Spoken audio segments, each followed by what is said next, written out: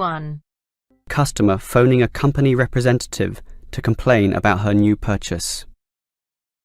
First, you have some time to look at questions 1 to 5.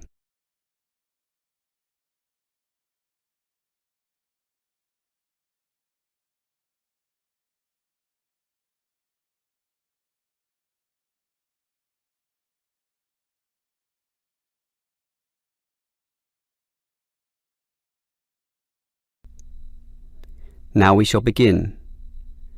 You should answer the questions as you listen, because you will not hear the recording a second time. Listen carefully and answer questions 1 to 5. Hello, is this the Dynamo Motorcycle Company? Yes, it is. How can I help you? Well, I have an instruction manual here for your new electric motorcycle, but I'm not satisfied with the purchase at all. Well, I'm sorry to hear that. But don't worry, I'm sure we can sort this out. Before we do anything, can you tell me the model number? At the top of the instruction manual here it gives the model number RTY34. TY34. Okay. Now, what's the nature of your complaint? It's many things actually. The biggest problem is that you say in your manual that the battery will take the motorcycle 30 kilometres. That's right. Well, it's lucky to take me 8. The battery is usually flat by then, often leaving me stuck at the side of the road.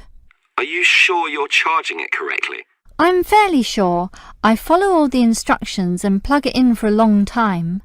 And are you sure you charge it for the required 3 hours? I charge it until the charging light goes off, and that's 2 hours, so that should be enough. And there's a serious design fault with this motorcycle. When you're riding it, there's no meter to show you how much power is left, so you actually don't know when the machine is going to stop working. There's a voltage gauge. Yes, but that tells you nothing. The needle fluctuates about from 55 to 45, so whatever it says is meaningless. According to the manual, you're meant to charge the battery if the needle falls under 50 volts. But even when you charge it, it can go below 45. As I said, the needle just waves all over the place. The result is that I'm always worried that the bike will leave me stranded in the middle of nowhere. Well, I'm sorry about that. Sure, but what are you going to do about it? Unfortunately, we don't have a refund policy, but if you take the bike to one of our shops, our mechanics will look at it. Perhaps there's a problem that we can fix. The gauge, for example. The other problem is the battery. I actually weighed it and it's almost 6 kilograms, yet you say in your manual that it weighs only 3. I can barely pick the thing up, so it's not 3 kilograms at all. Maybe you purchased the wrong model by mistake. I doubt that very much. Basically, I think I've been defrauded and I'd like to know what you're going to do about it. All right, I'll put you through to our complaints department. Before you hear the rest of the conversation, you have some time to look at questions 6 to 10.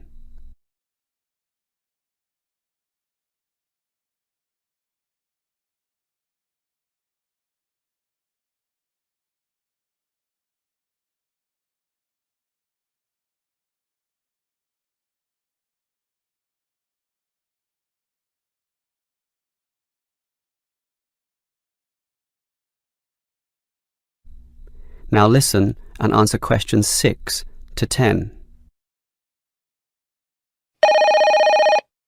Hello?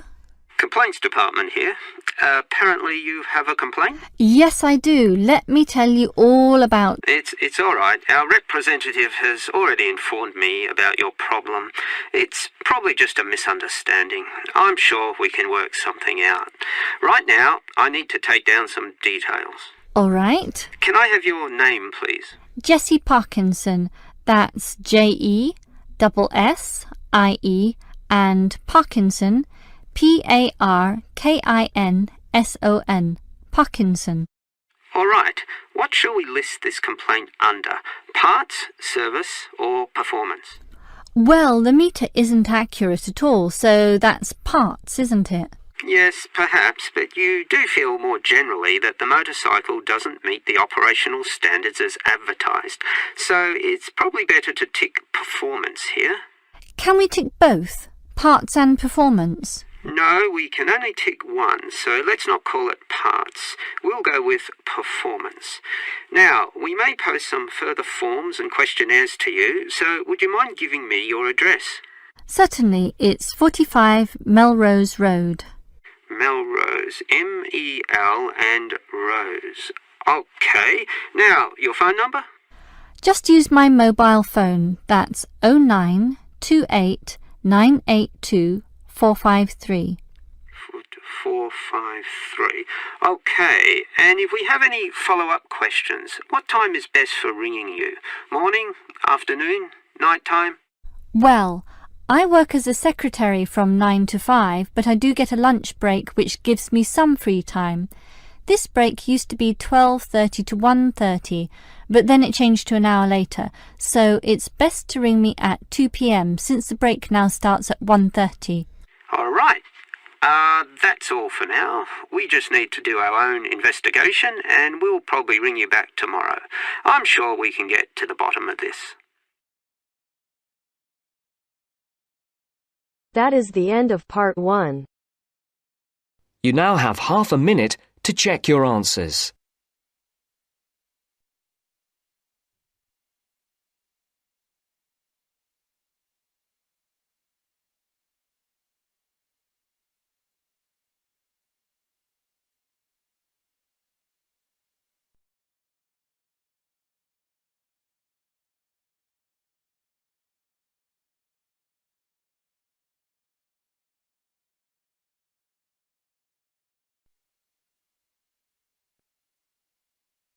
Now turns to part 2. Part 2. You will hear part of a lecture on art and culture in the Indonesian island of Bali. First, you have some time to look at questions 11 to 15.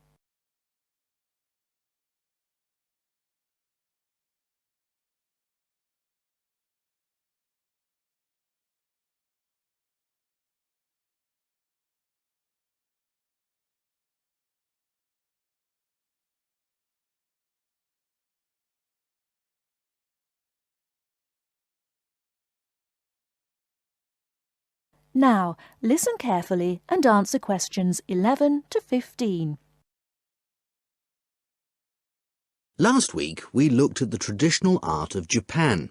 In this week's lecture, we're going to move south and look at the very special way in which art has developed in the beautiful island of Bali, which is now part of Indonesia. I'll begin by giving you a brief historical overview. It's thought that the first inhabitants of Bali were farmers who arrived around 3000 BC, at the beginning of the Iron Age. They probably originally came from China, and in Bali they cultivated rice and built temples ornamented with wood and stone carvings and statues. The Hindu religion was introduced in the 14th century AD, and this has remained the main religion on the island. This was an important period in the artistic development of the island, when sculptors, poets, priests and painters worked together in the service of the ruling families. Rather than painting everyday scenes, artists concentrated on narrative paintings illustrating the epic stories of Hinduism. Bali's rich natural resources have always made it an alluring goal for merchants, and from the 17th century onwards, Dutch ships visited the island to trade in spices and luxury goods. Gradually, the old royal families lost their power, and eventually, in 1906, the Dutch East Indies Company was founded, and the island became a colony. In the 20th century, art then took on a very different role, as a tool accessible to everyone in the fight of the Balinese people against colonization, rather than as the property of a minority. Shortly after this, in the 1920s, stories of the beauty of the island of Bali began to spread around the world, and Balinese art underwent another vast transformation with the advent of tourism to the island.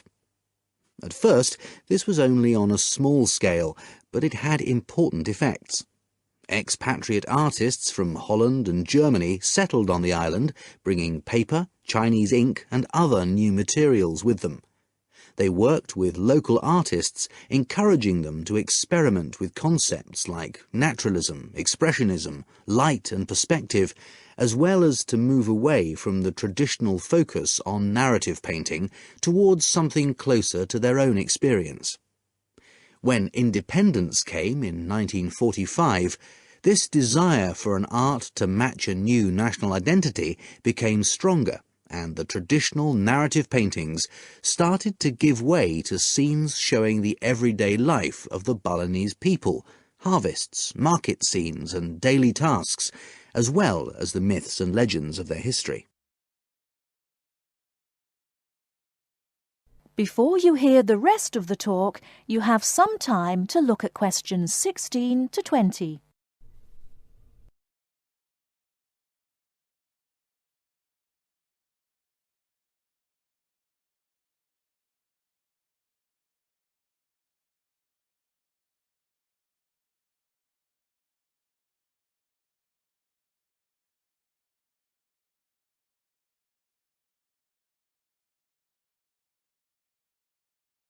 Now listen and answer questions 16 to 20. Many of the features that give this art its special place in the world today can be traced back to these historical roots. One feature that is rooted in the events of the last century is that today in Bali, the production and the appreciation of art is not restricted to a minority. In fact, there is a famous saying that in Bali, everyone is an artist. And it's not considered that to make art or talk about art, any formal training is needed. Art is just produced as part of Balinese life. Even fruit salad is served with flowers strewn on top. One factor which has contributed to this productivity is Bali's fertility. Over the centuries, the rich soil and the fact that food and shelter are readily available has given the islanders the leisure to develop their arts. While painting, sculpture, carving and music have traditionally been the province of men, women have channeled their creative energy into making lavish offerings to the gods with spectacular pyramids of flowers, fruit and cakes offered at the temples on festival days and celebrations. All these kinds of art still have close links with the religion of the people and are something that people do on a daily basis. Another special characteristic of art in Bali is that it is not generally seen as an individual pursuit. In the West, art is often carried out by the artist on his own, reflecting his own individual worldview in the hope of achieving personal wealth and fame. For Balinese artists, art is something that's done as a group, and many artists may participate in one piece of work. And Balinese art is not restricted to temples and offerings. It decorates objects such as jackets, motorcycles, hotel menus, and so on. But perhaps the most significant characteristic of Balinese art, and one that distinguishes it most from the art of the West, is to do with its expected lifespan. Carvings are made in soft stone, which is gradually destroyed over the years. The humid climate rots paper and cloth paintings. The magnificent offerings of fruit and sweets are eaten. Wooden statues are destroyed by insects. But Balinese artists accept that their work is ephemeral, not permanent, and instead of slavishly preserving the originals, they produce new art. And all this rebuilding, renovating and replacing means that the island's art continually evolves and perpetuates itself. That is the end of part 2. You now have half a minute to check your answers.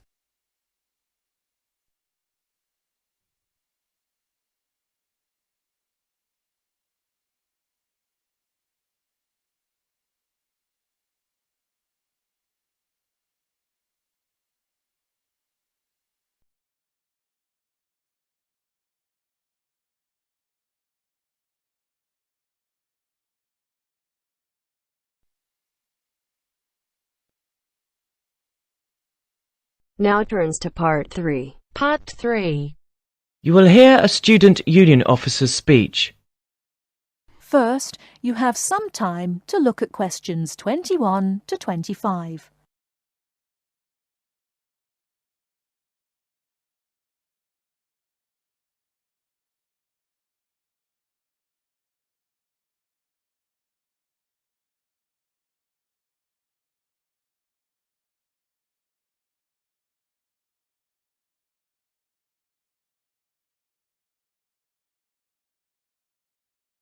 Now listen carefully and answer questions 21 to 25. Hi there.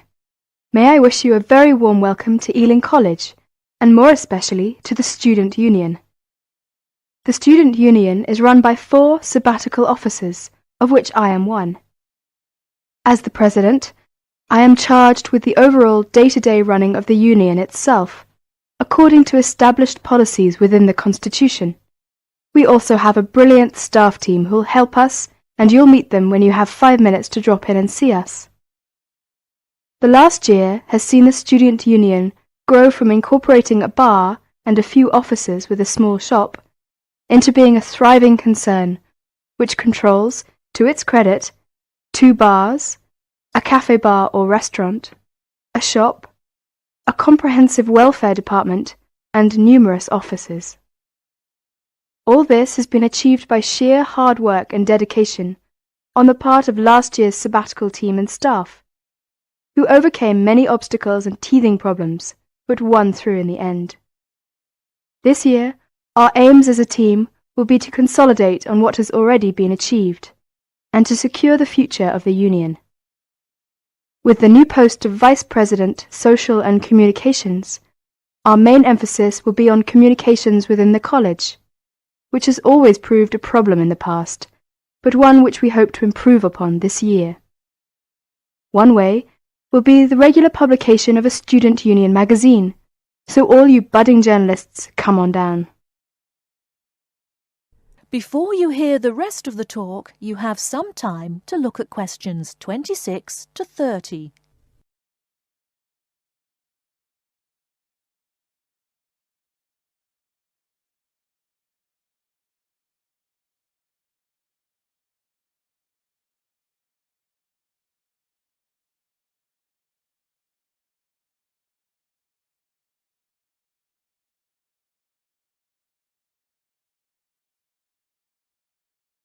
Now listen and answer questions 26 to 30.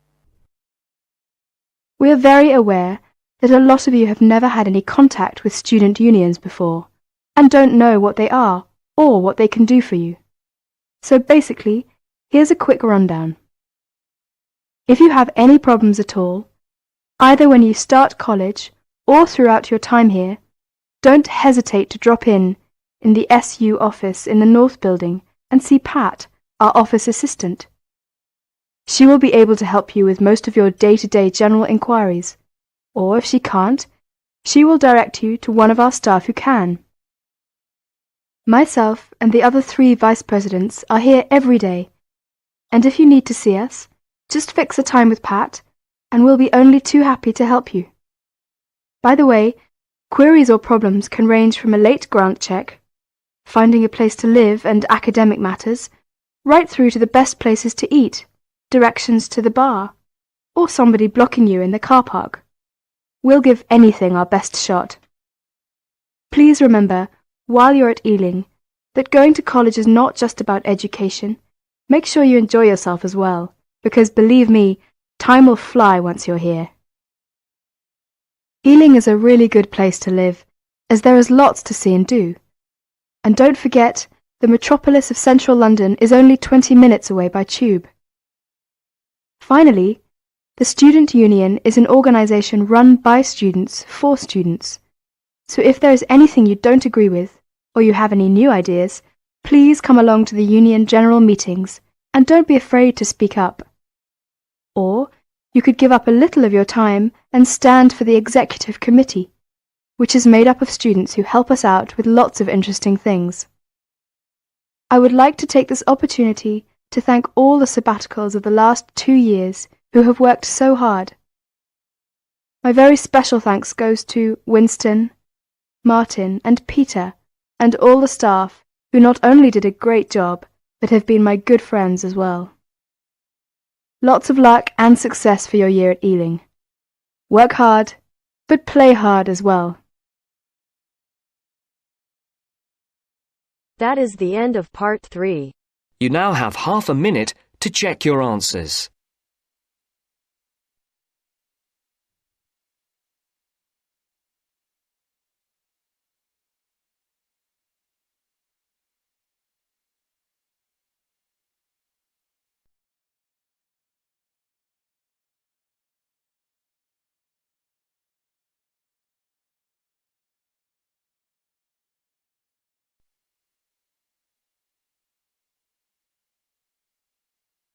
Now turns to part 4. Part 4. You will hear part of a lecture on cities of the future. You now have 30 seconds to read questions 31 to 37.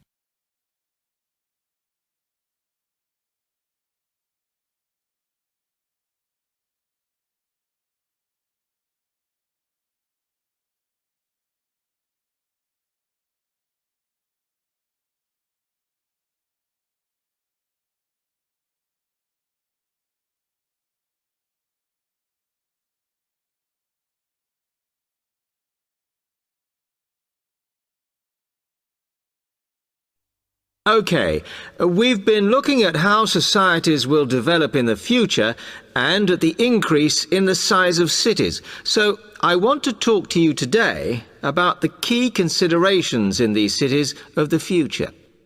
There are 3 key elements I want to look at, and these are the new features they will have, issues of size, and the main problems to be considered. First of all, individual transportation will be a big factor in these new megacities as public transport becomes unmanageable. There'll be a huge rise in the use of segways, which are personal transporters like motorized scooters. As a result, and partly also to reduce pollution, roads will be altered so that they are narrower and will take up less of a city's space than they do currently. Naturally, this is a major change to the infrastructure, and something that may hinder it is the huge amount of investment it will require. The next thing is, what is going to happen to the commercial areas? We do not want these to become even larger concrete jungles than they are at present, so we have to look at design. And current designs for city development include building gardens on the roofs of these buildings to make a more pleasant environment for workers. And you may think that these areas will expand to cope with increased commercial activity. In fact, the prediction is that they will cover 1/5 of the area that they do at present as we build upwards. The exception to this is shopping centres, which we predict will expand with more and more temperature-controlled malls. What may cause difficulties is that the superstores will be confined to the outer edges of the city, as they will be too big to fit into the new malls. Then, of course, there are the residential areas, and these will undergo their own changes. One particular development will be houses which are built from glass, as innovations in this material allow it to provide light without causing problems with temperature inside a building. The residential areas will not be allowed to expand without limit, as happens in some areas at present, and their size will be restricted to a population of 15,000. One issue, which has yet to be resolved, and I'm not sure it ever will be, is how we manage to house older residents. They will be increasing in numbers as time goes on. Finally, how will these cities live? We know we have limited energy sources, so what will we do? Well, something currently in development, which will be a feature, is that waste is going to become an energy source. For example, to provide gas in homes. Also, as new technology and systems are developed, we will find that energy plants will become smaller. Another energy source we could use, but one which raises issues of having enough space and too much noise, is wind farms. Because of the problems, I'm not convinced these will be the grand solution to our energy problems that we thought they were going to be. You now have 15 seconds to read questions 38 to 40.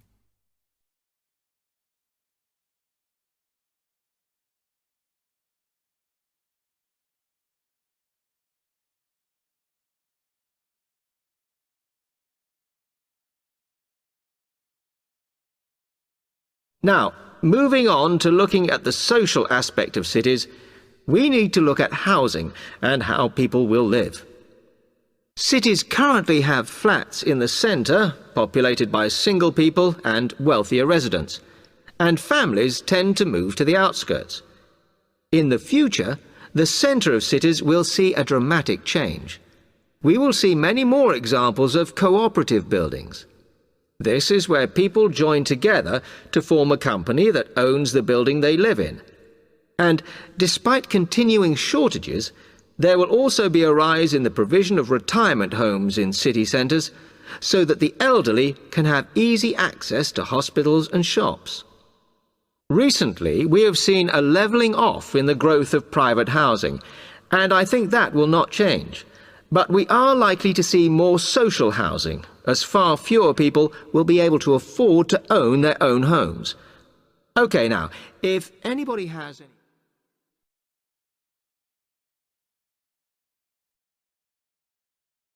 That is the end of part 4. To check your answers.